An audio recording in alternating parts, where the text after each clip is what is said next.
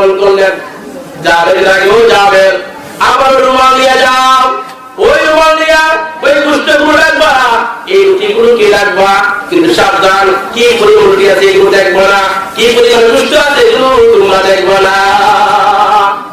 জাবের রাদিয়াল্লাহু তাআলা আনহু আল্লাহর পয়গম্বর বলে গেলেন, রুমাল নিয়ে দুষ্টগুলো রাখলেন, রুটি রাখলেন, এই দিক থেকে বের করতেছে, নিচের দিক দিয়ে বের করতেছে। আল্লাহর পয়গম্বর আশার 10 জন করে খাওয়াইতেছেন, 10 জন করে খাওয়াইতে ওই খন্দকের ময়দানে জাবের রাদিয়াল্লাহু তাআলা বাড়িতে ছোট্ট একটা দানার বাচ্চা দিয়া, সামান্য ওটা দিয়া, একজন না দুইজন না, খন্দকের ময়দানে 1000 বড় সাহাবায়ে কিরাম ছিল, সবাইকে তৃপ্তি সহকারে খাওয়াইয়া বেলাইছে। এই হলো রাসূলের বরকত। ভাই, আল্লাহর নবী আমাকে আমাদের মহব্বত করে কাল হাসরের ময়দানে আমরা সবাই কি করব? এনআরসি আজকে দুনিয়াতে এত মহব্বত আমরা করি, কি করি? এত ভালোবাসি, সন্তানের মহব্বত করি, এত ভালোবাসি। ও দোস্ত, ও ভাই, বুঝলো? কিছুদিন আগে যে 5 বছর আগে কি ছিল, আমরা করোনা ছিল না? এই করোনার মধ্যে কেমন অবস্থা ছিল যে জামার যদি করোনা হয়ে জায়গা বউ তো দূরাতা হোক, কাছে কি বলেন? আপনার চাই বিদেশ থেকে করোনা হয়ে গেছে, দেশে আসছে, আগে লক্ষ লক্ষ টাকা ভরাইছে বিক্রি, কত মোবাইলে কত আপনার মজার আলাপ, কত প্রেম প্রীতি আলাপ, যেই মাত্র শুনছে যে স্বামী করোনা হয়ে যায় দেশে, বিদেশে আর লাগে না, দেশে চলে আসতেছে। যখন বাড়িতে আসতেন বলেন যে রোসামন নাই, এই গানটা কথা এই রাজস্থান কেন? যে তোমার সাথে আমার স্পর্শ হলে, তোমার সাথে আমার শরীর লাগলে আমার পূর্ণ হয়ে যেতে পারে। কি বলে মরণ ঠিক করে সবাই বইবা না? এমন একটা পরিস্থিতি হয়েছে আপনার অতিবাহিত হয়ে গেছে। আল্লাহ তাআলা আমাদের সুদা করা লাগিয়ে বেশি কিছু লাগলো না, একটা ছোট্ট একটা মেডিসিন দিলে শেষ হয়ে যাবে। নমরুদ, সবচেয়ে ইসলামের বড় শত্রু নমরুদ। এই নমরুদ কি করছে? সে এমন একটা পরিস্থিতি আপনার করছে, সে নিজেকে পূজাটি করেছে, মূর্তির সামনে যে কি করেছে, পূজা করছে, আর সবাইকে বলে যে কি করো, আমার পূজা করো। আল্লাহ যে তোরে মারার লাগে আমার বেশি কিছু লাগতো না, বড় কামার দরকার নাই, বড় অস্ত্রের দরকার নাই, একটা কি করছে ল্যাংড়া মজা লাগাই দিতেছে। এটা কি করে? আমরা ভিতরে ঘুম ঘুম আওয়াজ করে তো পাশে তার খাদের বলে তো মাথার মধ্যে কি আওয়াজ করে, যখন কি করে আমরা মাথার মধ্যে বাড়ি দেয় একটু দিকে আসবেন। আবু বকর রাদিয়াল্লাহু তাআলা আনহু আসে, আবু বকর রাদিয়াল্লাহু তাআলা আনহু যখন আমার কাছে আসলেন, আবু হুরায়রা বলে আমি কি করলাম? আবু বকরকে সালাম দিলাম, আসসালামু আলাইকুম ওয়া রাহমাতুল্লাহ। আবু হুরায়রা বলে আমি কি করলাম? আবু বকর সিদ্দিককে সালাম দিলাম। আবু বকর রাদিয়াল্লাহু তাআলা আনহু সালামের উত্তর দিয়া উনি উনার চলে গেলেন, আমাকে কোনো কিছু বললেন না, আমাকে ভালো মন্দ কোনো জিজ্ঞাসা করলেন না। আমি আমার পথের মধ্যে দাঁড়িয়ে রইলাম। এখন তাকে দেখি এই পথ দিয়া ফারুক আযম ওমর রাদিয়াল্লাহু তাআলা আনহু আসে। ওমর রাদিয়াল্লাহু তাআলা আনহু যখন আমার কাছে আসলেন, আমি ওমর রাদিয়াল্লাহু তাআলা আনহুকে সালাম দিলাম। ওমর রাদিয়াল্লাহু তাআলা আনহু আমার সালামের উত্তর দিয়ে চলে গেলেন, আমাকে ভালো মন্দ কোনো কিছু জিজ্ঞাসা করলেন না। আবু হুরায়রা বলে আমি আমার ওই পথের মধ্যে দাঁড়িয়ে রইলাম। এখন তাকে দেখি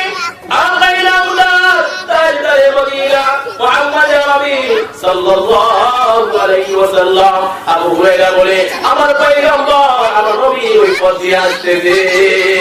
পয়গম্বর মুসা, আপনি কি আল্লাহকে জিজ্ঞাসা করছিলেন? আল্লাহকে জিজ্ঞাসা করছিলেন যে আল্লাহ আমার এত সম্পত্তি আছে, বালতি আছে, সম্পদ আর কমে না? হ্যাঁ, জিজ্ঞাসা করছিলাম যে তোমার সম্পদ কেমনে কমবে, তোমার সম্পদ কেমনে কমবে? তুমি যে সবসময় মালিকের শুকরিয়া আদায় করো, তুমি যে মালিকের নিয়ামতের শুকরিয়া আদায় করো, এজন্য তোমার সম্পদ কমবে না। তোমার সম্পদ যদি বাড়তে যাবে, তুমি মালিকের না শুকরিয়া আদায় করো না। এই লোকটা বলেছে আমার পক্ষে সম্ভব, আল্লাহ আমার সম্পদ আমি কেমন করে মালিকের না শুকরিয়া আদায় করতে পারি? শুকরিয়া আদায় করে আলহামদুলিল্লাহ, তার সম্পদ বাড়তেছে, সুবহানাল্লাহ। এরপরে ওই মহিলার সঙ্গে সাক্ষাৎ, যে মহিলা বলছিলেন ও পয়গম্বর মুসা, আল্লাহ তাআলা কি জন্য আমারে গরীব বানাইছে, কেন আমারে তো অসহায় বানাইছে, আল্লাহ তাআলা আমারে কেন দুর্বল বানাইছে, এর কারণটা কি জিজ্ঞাসা করছিলেন। পয়গম্বর মুসা আলাইহিস সালামের হাত জিজ্ঞাসা করছিলাম। আল্লাহ তাআলা বলেন তুমি শিশির মালিকের শুকরিয়া আদায় করো। সুখে দেখো আলহামদুলিল্লাহ, দুঃখে দেখো আলহামদুলিল্লাহ, সর্ব অবস্থায় মালিকের নিয়ামতের শুকরিয়া আদায় করো। ও মেরে মুহতারাম ভাইও, আজকে আমরা অসুস্থ হয়ে গেলে আমরা কি বলি যে আল্লাহ গেলে আমারই দেখছে। হ্যাঁ, আমরা কিন্তু এই সমস্ত কথা বলে ফেলি। একটু বিপদের মধ্যে পড়ে যাই, অসুস্থ হয়ে গেলে গাই আমাদের মুখ থেকে আওয়াজ বের হয়ে আসে যে আল্লাহ গেলে আমারই দেখছে, আর কেউ দেখছে এই তোমাদের মধ্যে না। না ভাই, আল্লাহ তাআলা তোমারে মহব্বত করে, আল্লাহ তাআলা তোমারে ভালোবাসে। আল্লাহ জাল্লা জালালু বান্দার সব সময় মুখের দিকে তাকাইয়া থাকে। আল্লাহ তাআলা তোমারে আমারে মহব্বত কইরা বানাইছেন, আল্লাহ তাআলা তোমারে আমারে বড় আদর কইরা বানাইছেন, জাহান্নামে যাবার জন্য না, দুজকে যাবার জন্য না। ও মেরে মুহতারাম ভাইও, এখন যদি আমি জাহান্নামে হইয়া যাই, আমি যদি জাহান্নামে হয়ে যাই, আল্লাহ বুঝতে পারবো না, আল্লাহ তাআলা কিছু করতে পারবো না। কেন কেন কেন? আল্লাহ তাআলা যুগে যুগে, আল্লাহ তাআলা সময়ে সময়ে পয়গম্বর পাঠাইছেন, আর প্রত্যেক নবী আয়েশা তার উম্মতের কাছে লা ইলাহা ইল্লাল্লাহ, লা ইলাহা ইল্লাল্লাহ, লা ইলাহা ইল্লাল্লাহ এই দাওয়াত প্রত্যেকের কাছে যুগে যুগে দিয়েছে। যারা এই দাওয়াত গ্রহণ করেছে, যারা এই দাওয়াত কবুল করেছে, যারা কামিয়াব হয়ে গেছে, এই দাওয়াত গ্রহণ করেছে। সিদ্দিক আকবর হযরত আবু বকর সিদ্দিক রাদিয়াল্লাহু তাআলা আনহু কামিয়াব হয়ে গেছে, এই দাওয়াত গ্রহণ করেছে। ওমর রাদিয়াল্লাহু তাআলা আনহু কামিয়াব হয়ে গেছে, এই দাওয়াত গ্রহণ করেছে। বেলাল হাফসি রাদিয়াল্লাহু তাআলা আনহু। ও মেরে মুহতারাম ভাইও, আল্লাহর পয়গম্বরের সাহাবী বেলাল হাফসি রাদিয়াল্লাহু তাআলা আনহু কুচি কুচি কালো, কিন্তু মনটা বড় পরিষ্কার ছিল। বেলাল হাফসি রাদিয়াল্লাহু তাআলা আনহু একদিন পয়গম্বরের কথা শুনলেন, পয়গম্বরের আলোচনা শুনলেন, মনটা ভালো হয়ে গেছে, বেলালের মন ভালো হয়ে গেছে। রাসূলের কথা শুইলা রাসূলের সামনে কালিমা পড়ে মুসলমান হয়ে গেছে। মুসলমান হয়ে যাবার পর তার মনে উমাইয়া চলছে। উমাইয়া ডাকতে বলে, বেলাল, ও বেলাল শুনো শোনো, তুমি আমার গোলাম, তুমি আমার দাস, আমার গোলাম হইয়া মুহাম্মাদের কালিমা পড়ছো, আমার গোলাম হইয়া তুমি কি করছো? তাওহীদের শিক্ষা গ্রহণ করছো, আল্লাহকে বিশ্বাস করছো। ও বেলাল, এখন সময় কালিমা তুমি ছেড়ে দাও। বলতেছে, আরে বেলাল, তুমি আমার গোলাম, আর আমি মালিকের কাছে না বইলা মুহাম্মদকে বিশ্বাস করছো, কালিমা করছো, এখনো সময় আছে তুমি কালিমা ছেড়ে দাও, এখনো সময় তুমি ইসলাম ধর্ম ছেড়ে দাও। তো বেলাল হাফসি রাদিয়াল্লাহু তাআলা আনহু বলে, মনি, এতদিন আমি পথ হারা ছিলাম, পথভ্রষ্ট ছিলাম, আল্লাহকে চিনতাম না, রাসূলকে চিনতাম না, ইসলাম চিনতাম না, দ্বীন চিনতাম না, আমি পথভ্রষ্ট ছিলাম। এখন আমি আল্লাহকে পেয়ে গেছি, সঠিক ধর্ম আমি পেয়ে গেছি, এখন আমার পক্ষে কালিমা দ্বারা সম্ভব না। সুবহানাল্লাহ। বেলাল হাফসি রাদিয়াল্লাহু তাআলা আনহু দাঁড়িয়ে বলে, না না না, এই কালিমা আমি ছাড়তে পারবো না, এই মুহাম্মদকে ছাড়তে পারবো না, এই কোরআনকে আমি ছাড়তে পারবো না। যেহেতু এই কথা সে বলছে, এরপর তার উপর জুলুম শুরু হয়ে গেছে, তার উপর অত্যাচার শুরু হয়ে গেছে। কেমন অত্যাচার, কেমন অত্যাচার! ওই লোকটা বলতেছে, তার মনে বলতেছে, হাই তাহলে কি করো, শাস্তি দাও, শাস্তি দাও, কি শাস্তি? গোড়ার মধ্যে নসিব আছে, গোড়ার মধ্যে হলে লম্পর ছেলেদেরকে বলে, তাকে কি করে হেসে নিয়ে যাও, হেসে নিয়ে যাও, হেসে নিয়ে যাইতেছে। শরীর ক্লান্ত হয়ে গেছে গা, দুর্বল হয়ে গেছে গা, বেহুশ হয়ে গেছে। এক পর্যায়ে মাটির মধ্যে লুকিয়ে পড়ছে, আর কথা বলতে পারে না। আগে তো যত লা ইলাহা ইল্লাল্লাহ, লা ইলাহা ইল্লাল্লাহ, এগুলো মালিকের নামটা পুরোপুরি নিতে পারে না। এখন শুধু সমস্ত কাফেররা আমার উপর জুলুম করতেছে, ওই সমস্ত কাফেররা আমার উপর অত্যাচার করতেছে, ও আল্লাহ আপনি কিছু রাগ করবেন না, ও আল্লাহ আপনি কিছু বুঝাবেন না। আমি যে আপনার নাম নিলাম লা ইলাহা ইল্লাল্লাহ, লা ইলাহা ইল্লাল্লাহ।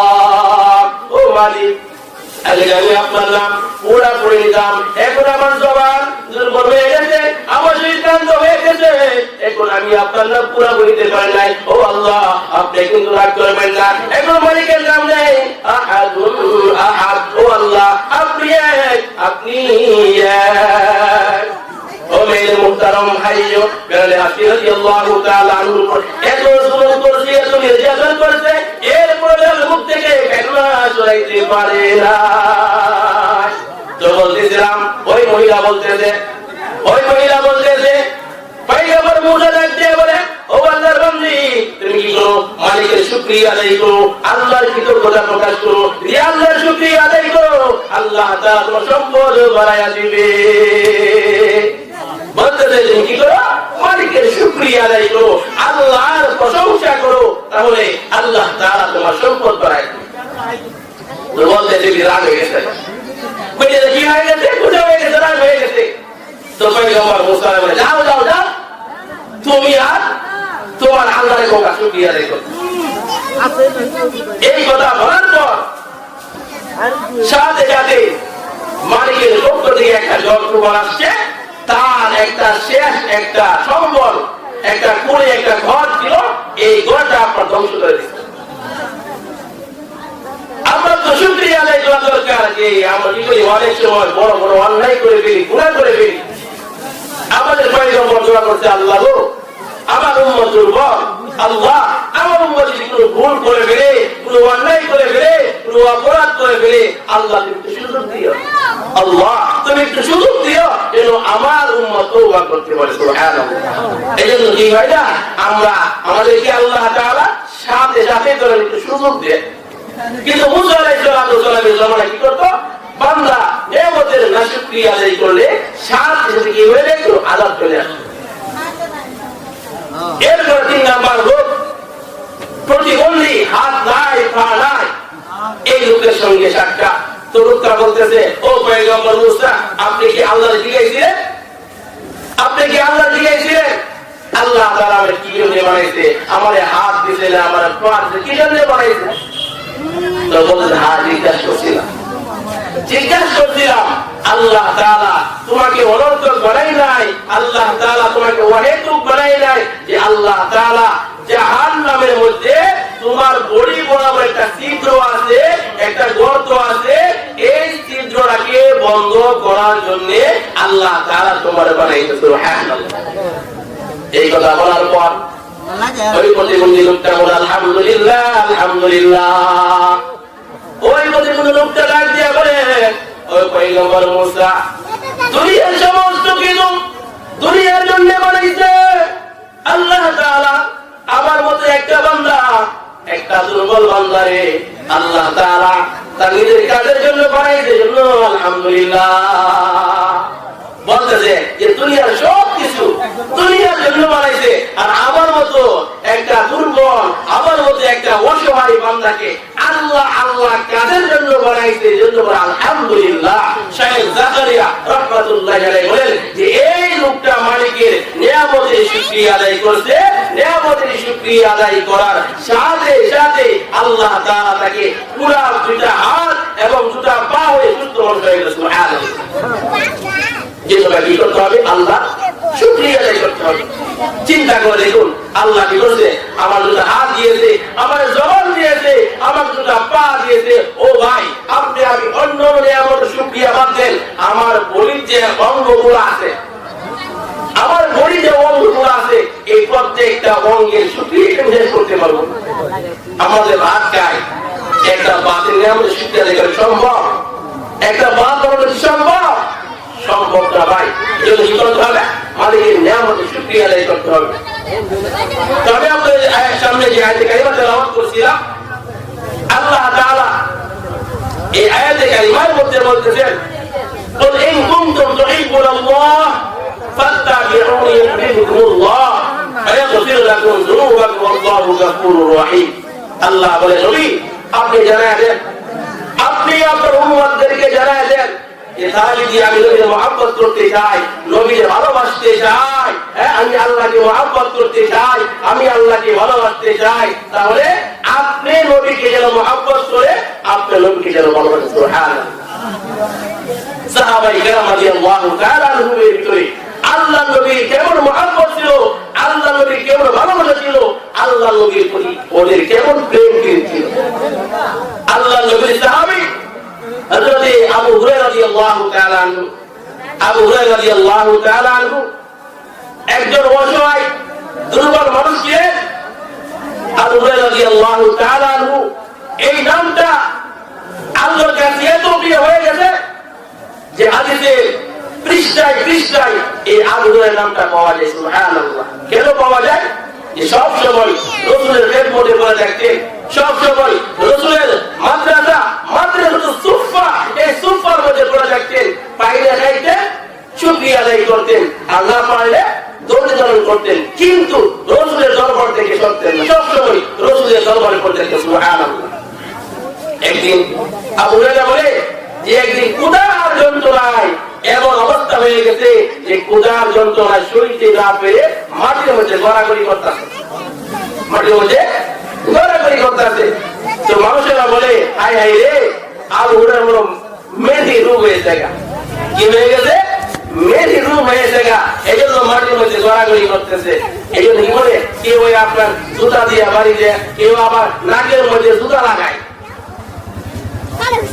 এগুলি করে তো আবু হুরায়রা বলে হে মদিনাবাসীরা শুনো শুনো আসলে আমার কোনো মেধি রূপ নাই আমি কোনো অসুস্থ না আমি আবু হুরায়রা ক্ষুধার জন্য আমার চটপট করতেছি সুবহানাল্লাহ ক্ষুধার জন্য কি করতেছে দেখো চটপট করতেছি তো আবু হুরায়রা বলে এই অবস্থায় চিন্তা করলাম কি করা যায় তো আবু হুরায়রা বলে মদিনার পাশে একটা রাস্তা আছে এই রাস্তার মধ্যে আমি দাঁড়ায় থাকলাম চিন্তা করলাম এই পথ দিয়া যে আসবে আমি তাকে সালাম দিব এরপরে ওই লোকটা যদি আমারে বলে যে আবু হুরায়রা তোমার কি অবস্থা তোমার কি হাল তখন আমি বলবো যে আমার পেটে ভীষণ ক্ষুধা আমাকে আপনার বাড়ি মেহমান বানায়া দেন এরা বলে ওই পথের মধ্যে দাঁড়াইয়া রইলাম হঠাৎ তাকাইয়া দেখি সিদ্দিক আকবর আবু বকর রাদিয়াল্লাহু তাআলা আনহু আসে আবু বকর রাদিয়াল্লাহু তাআলা আনহু যখন আমার কাছে কাছে আসলেন আবু হুরায়রা বলে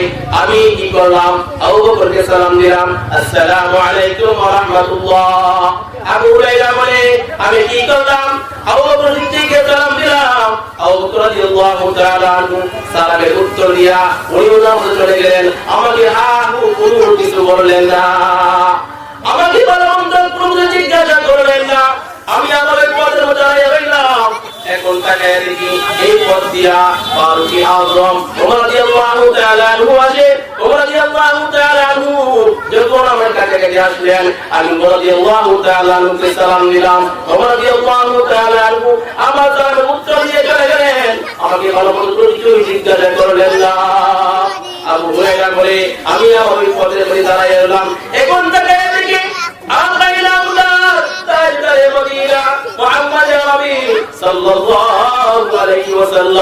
আবু হুরায়রা বলে আমার পয়গম্বর আমার নবী ওই পথ দিয়ে আসতেছে ওই পথের মধ্যে দাঁড়িয়ে রইলাম আল্লাহর পয়গম্বর আমার কাছে আসছেন আমি সালাম দিয়ে দিলাম আসসালামু আলাইকুম ইয়া রাসূলুল্লাহ আমি কি করলাম নবীকে সালাম দিলাম ও ভাই দোস্ত বুজুর্গ আল্লাহর পয়গম্বর তার উম্মতের জন্য কত পাগল আবু হুরায়রা বলে যে আমি রাসূলকে সালাম দিলাম রাসূল আমার সালামের উত্তর দিয়া আমার চেহারা দেখে বললেন আবু হুরায়রা তোমার চেহারা দেখে আমি বুঝলাম তোমার পেটে ভীষণ ক্ষুধা তোমার পেটে ভীষণ ক্ষুধা যাও যাও আজকে তুমি আমি নবীর বাড়ি তোমার মেহমান সুবহানাল্লাহ আজকে আমার বাড়ির মেহমান আবু হুরায়রা বলে আল্লাহর পয়গম্বর আমাকে নিয়ে চলে গেল বাড়িতে নিয়ে আমাকে এক পাশে বসে গেলেন ঘরের মধ্যে গেলেন বিবিকে জিজ্ঞাসা করলেন আমার ঘরের মধ্যে কি মেহমান আসছে ঘরে কি খাবারের কোনো ব্যবস্থা আছে কিনা আমি যে মেহমানদারি করবো এই মেহমানদারি কিছু আছে কিনা ঘর থেকে উত্তর আসে মেহমানদারি করবেন মেহমানদারি করবো এরকম কিছু নাই, তবে এক বেলা দুধ আছে আপনার জন্য। আমি যে মেহমানদারি করবো এরকম কিছু নাই, তবে আপনার পান করার জন্য 1 গ্লাস দুধ রাখবে। আল্লাহর পয়গম্বর সাল্লাল্লাহু আলাইহি ওয়াসাল্লাম এই 1 গ্লাস দুধ আবু হুরায়রার সামনে নিয়ে আসলেন। আবু হুরায়রা মনে মনে কইছে, হাই হাই, রাসূল মনে হয় আমার এই দুধটা আমাকে দিবে। আবু হুরায়রা বলে যে আল্লাহর রাসূল যেহেতু 1 গ্লাস দুধ নিয়ে আসছে, মনে হয় এটা আমার দিবে। আবু হুরায়রা বলে, রাসূল আইসা আমাকে বলে, আবু হুরায়রা যাও তো দেখো তো আমার মাদ্রাসার মধ্যে কয় ছাত্র আছে, সবাই নিয়ে আসো। আবু হুরায়রা বলে, এই কথা রাসূল বললেন তখন আমার দুধ খাওয়ার ইচ্ছা শেষ হয়েছে, খাইনি। রাসূল যদি সবাই নিয়ে আসতাম তাহলে এই দুধ তো আমার ভাগ্যে নাই, আমার ভাগ্যে নাই। আবু হুরায়রা বলে, আমি তাড়াতাড়ি গেলাম মাদ্রাসার সুফার মধ্যে গেলাম, যা দেখি 70 জন সাহাবা এখানে উপস্থিত। সবাইকে নিয়ে আসলাম। সবাইকে নিয়ে আসার পর আল্লাহ রাসূল বলেন, আবু হুরায়রা নাও এই দুধটা তুমি বিতরণ করো। সুবহানাল্লাহ, 1 গ্লাস দুধ কত খাওয়া যাইব? আবু হুরায়রা বলে, আমার পেটে ভীষণ ক্ষুধা, মনে মনে ভাবছিলাম এই দুধটা আমি খাইলাম, এখন রাসূল যেহেতু আমার দায়িত্ব দিতে, কারণ আপনার শুরু চলে গেল যে লোকটা কি করে আপনি পাকে মসজিদের মধ্যে আপনার জেলাবি আছে না, মিষ্টি আছে না, শুরু চলে গেছে যে লোকটা পাকে একটু সময় পরে নেওয়া লাগবে। কিন্তু আমরা কি করি, আগে কিন্তু আমরা চলে দিই এগুলো আমরা কি করে মনে করেন জিলাপি দিব, মিষ্টি দিব, তেল দেব, চিন্তা করে আইডি পরে আমি পাইতাম না। কি করে কি করে তারপরে বলে, আইডি রসুল এই দায়িত্ব আমার দিতে, আমার ইচ্ছা শেষ হয়ে যায়। কারণ 70 সাহাবায়ে কেরাম উপস্থিত, এমন যদি একটা করে হেল্প করছেন। তারপরে বলে, আমি কি করলাম, ডাল লিখে শুরু করলাম। একজনকে দিলাম, উনি পান করলেন, আরেকজনকে দিলাম, উনি পান করলেন, আরেকজনকে দিলাম, উনি পান করলেন। এভাবে খাইতে খাইতে খাইতে একজন না, 2 জন না, 70 জন সাহাবায়ে কেরাম রাসূলের সামনে 1 গ্লাস দুধ পান করেছে। সুবহানাল্লাহ। কিন্তু দুধের জায়গায় রয়ে গেছে। এবার রাসূল আবু হুরায়রা তুমি খাও। আবু হুরায়রা আমি খাইলাম। রাসূল আবার খাও। আবু হুরায়রা আমি আবার খাইলাম। রাসূল আবার খাও। আবু হুরায়রা বলে, আমি আবার খাইলাম। এই 3 বারের সঙ্গে আমার পেট পুরোপুরি ভরপুর হয়ে গেছে। সুবহানাল্লাহ। আবু হুরায়রা বলে, এরপরে রাসূল আমার কাছ থেকে নিয়ে গেলেন, রাসূল এই দুধ পান করলেন, দুধ শেষ হয়ে গেল। সুবহানাল্লাহ। এই রাসূলের হাতের বরকত চিন্তা করছে, 1 গ্লাস দুধ 70 জন সাহাবায়ে কেরাম তৃপ্তি সহকারে খেলেন। সুবহানাল্লাহ। এলো আল্লাহর রাসূলের বরকত। আপনার খন্দকের ময়দানে সাহাবায়ে কেরাম যুদ্ধ করতেছে, খাওয়া দাওয়া করতেছে, এমন একটা অবস্থা যে খাওয়া দাওয়া করবে কিচ্ছু নাই, অল্প যা ছিল সব শেষ হয়ে গেছে। ওমর রাদিয়াল্লাহু তাআলা বলে, পয়গম্বর উদার যন্ত্রণায় সইতে পারতেছি না, দেখে উদার যন্ত্রণায় আমি আমার পেটে পাথর বেঁধে রাখছি। আল্লাহু আকবার। রাসূল বলে, ওমর রে, তুমি তো উদার যন্ত্রণায় তুমি তোমার পেটে একটা পাথর বেঁধে রাখছো, আমি পয়গম্বর উদার যন্ত্রণায় আমি আমার পেটে 2টা পাথর বেঁধে রাখছি। এই যে ভাই আমরা 3 পয়লা, এরা রাসূলের অনেক কষ্ট হয়েছে, রক্তের বিনিময়ে, চোখের পানির বিনিময়ে কি পাইছি, এই দিন আমরা ভাই। তো এই খন্দকের মধ্যে এমন একটা অবস্থা, এই অবস্থা দেখিয়া আল্লাহর নবীর সাহাবী জাবের বিন আব্দুল্লাহ রাদিয়াল্লাহু তাআলা বলে, এই অবস্থা দেখিয়ে আমি আর ঠিক থাকতে পারলাম না, তাড়াতাড়ি বাড়িতে আসলাম। বাড়িতে এসে বিবিকে বললাম, বিবি খন্দকের ময়দানে এই অবস্থা দেখলাম যে রাসূল এবং সাহাবায়ে কেরাম সবাই উদারত, এখন আমি যে মেহমানদারি করবো তেমন কিছু আছে কি? তো বিবি বলে যে তেমন কিছু নাই, কিছু আটা আছে আর ছোট্ট একটা ছাগলের বাচ্চা আছে। জাবের বিন আব্দুল্লাহ রাদিয়াল্লাহু তাআলা বলে যে কি করো, এই আটাগুলিকে পিষাও, এগুলোকে রুটি বানাও, আর এই ছাগলের বাচ্চাটা আনো, এটাকে জবাই করবো, আজকে আমার নবীকে আমার ঘরে দাওয়াত দিব। সুবহানাল্লাহ। জাবের বিন আব্দুল্লাহ রাদিয়াল্লাহু তাআলা বলে, এই কথা বলিয়া আমি খন্দকের মধ্যে চলে গেলাম। খন্দকের মধ্যে যাইয়া আল্লাহর পয়গম্বর সরকার দু আলম নবী মুহাম্মদ আরবি সাল্লাল্লাহু আলাইহি ওয়াসাল্লাম পয়গম্বর, আমি যে মেহমানদারি করব তেমন কিছু নাই। ও আল্লাহর রাসূল, তবে ছোট্ট একটা ছাগলের বাচ্চা, সামান্য আটা আছে, আপনি এবং কয়েকজন সাহাবায়ে কেরামের দাওয়াত। জাবের বিন আব্দুল্লাহ বলে, আমি যখন এই কথা বললাম, এই কথা বলার পর রাসূল ঘোষণা করে, হে মাশাআল্লাহ খন্দক, ও খন্দকের সাহাবায়ে কেরামরা, তোমরা আজকে একটা আযান শুনো, তোমরা আজকে একটা ঘোষণা শুনো। কি ঘোষণা? কি ঘোষণা? তো তোমাদের সবাই জাবের বাড়িতে দাওয়াত। এখন তো জাবের রাদিয়াল্লাহু তাআলা চিন্তার মধ্যে ভাইনি, আমি আসলাম আল্লাহর নবী এবং সাহাবায়ে সাহাবায়ে কেরামকে দাওয়াত দেওয়ার জন্য, কিন্তু আল্লাহর নবী কোন লোকের সবাই দাওয়াত দিয়েছে, এখন চিন্তা করতেছে কি করব, মান সম্মান তোমার জন্য। তাড়াতাড়ি বাড়িতে গেলে, তো বাড়িতে যাই, বিবি বলে, বিবি রে, এই এই অবস্থা এখন কি করা যায়? আল্লাহু আকবার।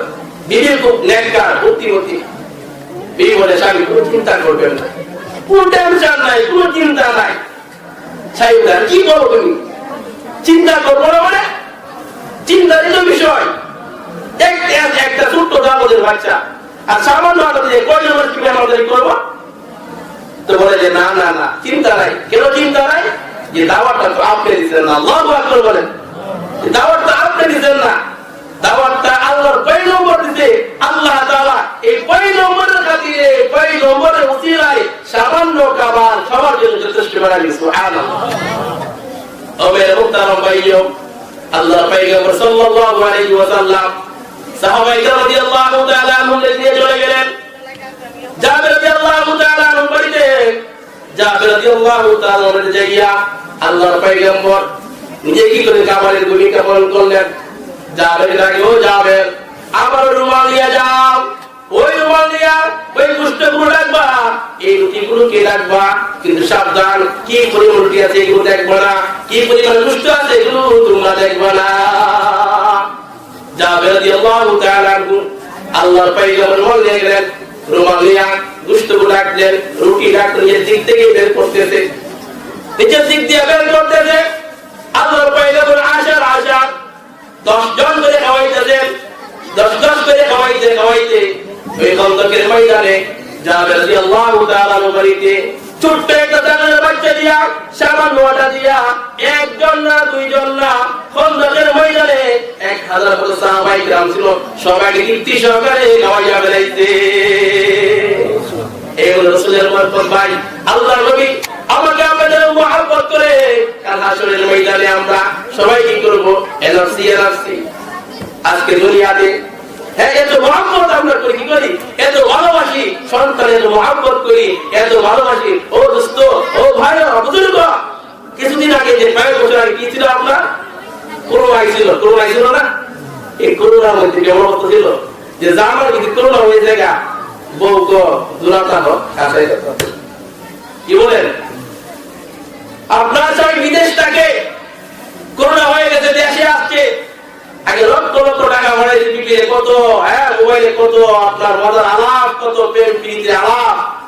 যেই মাত্র শুনছে যে স্বামী করোনা হয়ে যায়, দেশে বিদেশে আর রাখে না, দেশে চলে আইতেছে। যখন বাড়িতে আসলেন, বলেন যে নো সাউন্ড নাই, এই আন্ডা কথা এই লাগতেছে না। কেন? যে তোমার সাথে আমার স্পর্শ হলে, তোমার সাথে আমার শরীর লাগলে আমার পূর্ণ হয়ে যেতে পারে। কি বলে? মরণে কি করে সবাই ভয় পারা?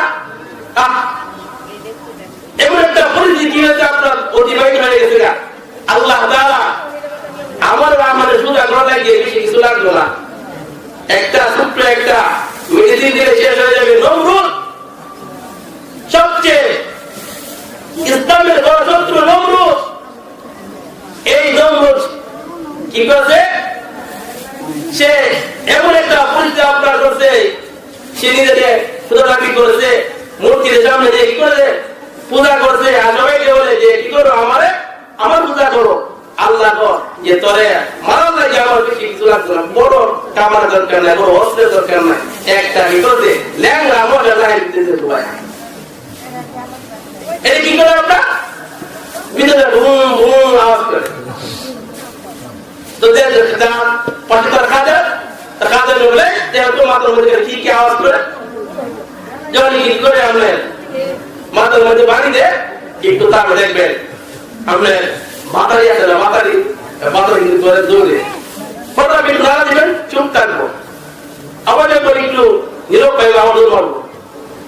তো এই নমরুদ বলে যে কি যেন মাথা বলে ঘুম ঘুম আওয়াজ করে একটু করো বাড়িটা শেষ পরে এমন একটা অবস্থা যে আর কিছু নাই, তো জুতো দেওয়ারিতে কি দেওয়ারিতে জুতো দেওয়ারিতে আল্লাহ যে নমরুদ তোরে মারার লাগে আমার বড় কামার দরকার নাই, অস্ত্র দরকার নাই, একটা ন্যাংরা মশাই তোর জন্য যথেষ্ট। ন্যাংরা মশাই কি যথেষ্ট হয়? এই জন্য আল্লাহ নবী আমাদের আপনাদের মহব্বত করে তো ভালোবাসে যে কাল হাসরের ময়দানে সবাই এনাফসি এনাফসি করবে, সবাই নিজেকে নিয়ে পেরেশানি। সন্তান মাকে চিনবে না, মা সন্তানকে চিনবে না, স্বামী তার স্ত্রীকে চিনবে না, স্ত্রী তার স্বামীকে চিনবে না, এমন একটা অবস্থা হবে। কিন্তু ওই সময় সমস্ত নবীরা এনাফসি এনাফসি, বাবা আদম এনাফসি এনাফসি, নূহ আলাইহিস সালাম এনাফসি এনাফসি, মূসা আলাইহিস সালাম এনাফসি এনাফসি, ঈসা আলাইহিস সালাম এনাফসি এনাফসি, সবাই কি করবে? নিজের নিয়ে তারপর। কিন্তু পয়গম্বর মুহাম্মদ নবী সাল্লাল্লাহু আলাইহি ওয়াসাল্লাম কি করবে না?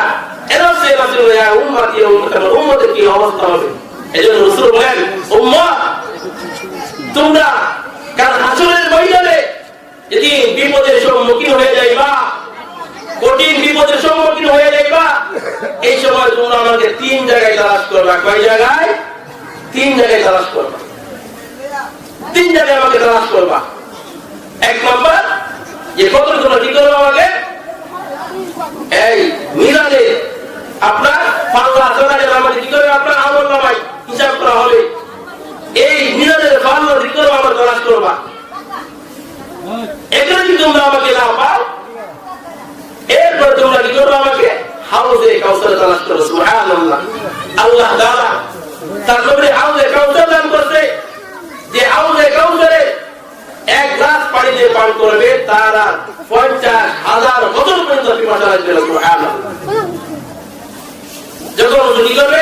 এই হাউজে কাউসারে পানি বিতরণ করবে, সবাই পানি পান করার জন্য যাবে।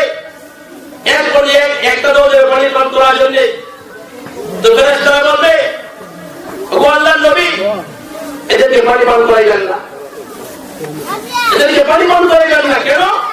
ওগো আল্লাহর নবী আপনি যখন দুনিয়া থেকে চলে আসছিলেন, তখন তো আপনি আদের মধ্যে লিপ্ত হয়ে গেছিল, তারা আপনার সুন্নতকে কর্তন করছে, আপনাদের তেমন করে আপনার উচ্চারণ করে নাই। এই সব রসুল কান দূর হয়ে যাও। এরপরে রসুল বলেন 3 নম্বরে আমরা তালাশ করবা মুরসিলাদের বীরের কাছে আমাকে তালাশ করো। আমি চেষ্টা করবো আল্লাহর কাছে সুপারিশ করিয়া আমি আমার উম্মতকে জান্নাতে পৌঁছে দিতে পারি।